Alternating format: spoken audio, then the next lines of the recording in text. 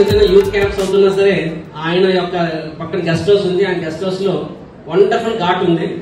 ఆ ఘాట్ లో మనం ప్రోగ్రామ్ చేసుకుంటాము. ప్రతిసారి మన పాణిహేటి క్రీడా ఫెస్టివల్ కూడా జేడాదాయి ఫెస్టివల్ కూడా ఆయన ఘాట్ లో మనం చేసుకుంటాము. నాగభూషణ్ గారు మాదే నేనేమంటే మాకు అది బాగుంది. నేను చెప్పకపోతే ఇంకా బాగుంటది. ఏంటంటే మాకు సొంతంగా ఘాట్ కూడా కావాలనుకుంటున్నాం మేము.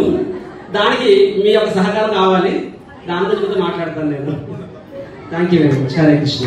చక్రవర్తిగా చెప్పినట్లుగా ఇది నాకు గొప్పతనం ఏమి కాదు. ఇక్కడ ఉన్నది శ్రీకృష్ణుడు మందిరం. ఆయన గోవర్ధనకి చిట్టుకుని వెళ్తే వ్యక్తి దీన్ని ఎవరిని కదిలించగలరా?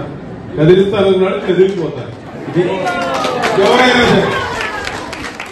అది కాకుండా నేను మీకు 2 విషయాల గురించి చెప్తాను. ఎక్కువ స్పీచ్ అవ్వడం లేదు. వాళ్ళకంటే నేను కాదు.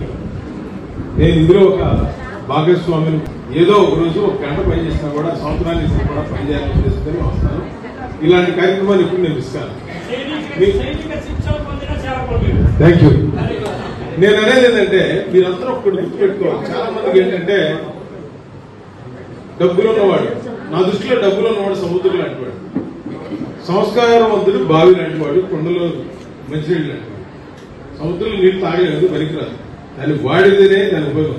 వీళ్ళందరూ కూడా సంస్కారవంతులు. మీరందరూ కూడా ఎందుకు చెప్తున్నానంటే మీరందరూ సేవ చేయటం. మీ దగ్గర ఉన్న మంచినీళ్ళు 10 మందికి పంచుతున్నాం మనం చేయలేదు. అదేవిధంగా ఎందుకంటే చాలా మందికి ఎమోషన్ కోపం వస్తుంది రకరకాలుగా. మనకు ఆ పని కాలేదు, ఈ పని కాలేదు, దేవుడు లేదు, ఓడిపోయాం. ఓడిపోయేది అర్థం కాదు. నన్నంటే శ్రీకృష్ణుడు, భగవాన్ శ్రీకృష్ణుడు ఓడిపోయినంత సార్లు ఎవరు ఓడిపోయారు. కానీ టైం కోసం ఏం చేశారు.